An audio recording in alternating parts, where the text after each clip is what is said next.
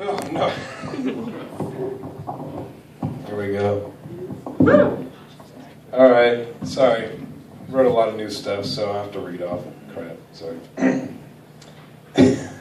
I grew up in a family of pyromaniacs, but I was a rebel. I like to set everything on water. But it's okay, because like we had some stuff in common, the rest of my family and me. Like, we all hated rocks, but we liked leaves and paper.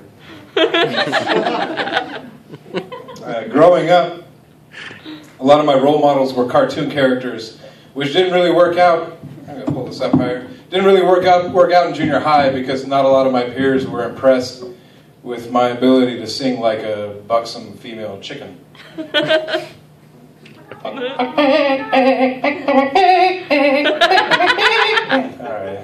You're not impressed either. You went to junior high with me. I grew up in a Christian household, and undoubtedly the worst thing about growing up in a Christian household is Christian rock and roll music. Unless you grow up as a Catholic.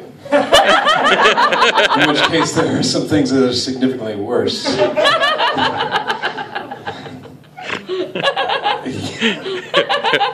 I'm just going to stop tagging it after that.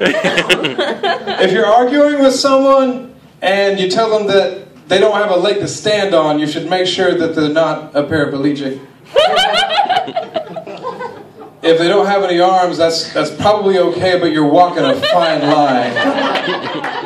Now, they aren't walking the fine line. They're I accidentally saw some news headlines while I was looking at a search website, and it made me feel really good about my retreat into fantasy and drug use. Ebola is awful, but erotica and e-ecstasy are awesome. They're e-awesome. Damn it, I wrote extra e's on there. Speaking of ecstasy, they try to make me go to rehab. I say I don't have insurance,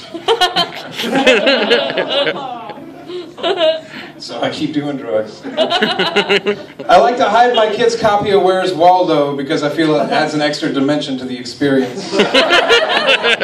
I couldn't find that joke this morning, so extra dimension.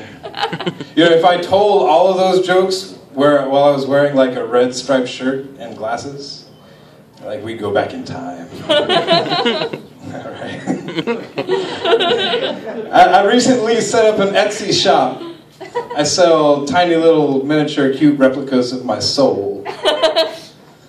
Weirdly enough, they look like cats with fucking Alan Alda's face. How much are they worth?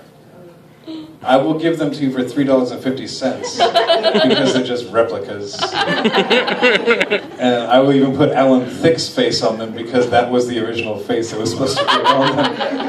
Alan Alda. Any MASH fans in the house? Woo! They got really preachy toward the end, but I'm okay with that because it taught me about Vietnam. Even though it was about the Korean War. You know, my dad was really upset that I was learning about like passive aggression and like how to like not fight in wars by. I don't even know. It was weird because we could watch MASH because it was clean, but it was anti-war and that was not Republican, and so it was not conservative, so it was not Christian, and I got very confused. I read that if your cat isn't murdering small animals and leaving their like dismembered corpses at your front door, then your cat doesn't really love you.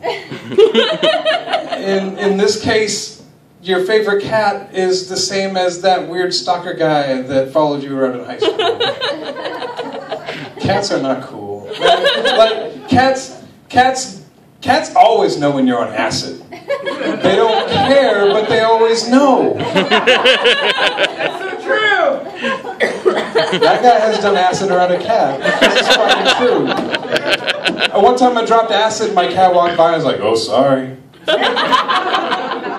I didn't say anything for a second because like my cat like talked to me and I said, "Wait." He went around the corner of the kitchen and said, "Whoa, hold on a second. Why are you sorry?"